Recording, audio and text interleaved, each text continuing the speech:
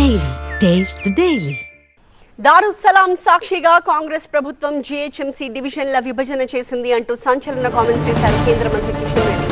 GHMC వార్డుల విభజన ఏకపక్షంగా అశాస్త్రీయంగా జరిగిందన్నారు.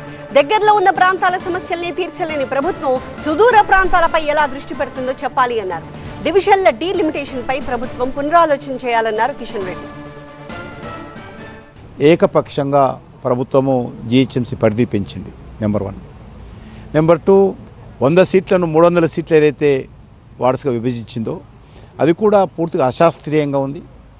మజ్లిస్ పార్టీ మెప్పు కోసం మజ్లిస్ పార్టీ కనుసైగల్లో ఈ యొక్క జీహెచ్ఎంసీకి సంబంధించినటువంటి ఓటర్ల దృష్టిలో పెట్టుకొని ఈ వార్డ్స్ విభజన చేయడం జరిగింది.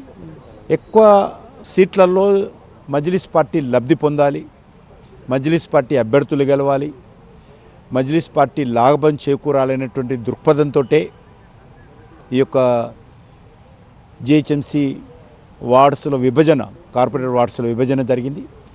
ఒక రియల్ ఎస్టేట్ బిజినెస్ కోసమో లేకపోతే అప్పులు తెచ్చుకోవడం కోసమో ఈ ప్రభుత్వము బాగా ఉన్నటువంటి మంచి గ్రామాలను కూడా తీసుకొచ్చి జీహెచ్ఎంసీలో కలిసి మీరు పెట్టుకున్నటువంటి నియమాలేంటి, మీరు పెట్టుకున్నటువంటి నామ్స్ ఏంటి, మరి ఎంతసేపు మజ్లిస్ పార్టీ ఏ రకంగా చెప్పి రాసిస్తే దారుసాలం నుంచి వచ్చినటువంటి ఆదేశాలను ప్లానింగ్లు అంతా కూడా మీరు పబ్లిష్ చేస్తే ఈరోజు తెలంగాణ ప్రజలు కానీ హైదరాబాద్ కానీ చూస్తూ కూర్చోరు.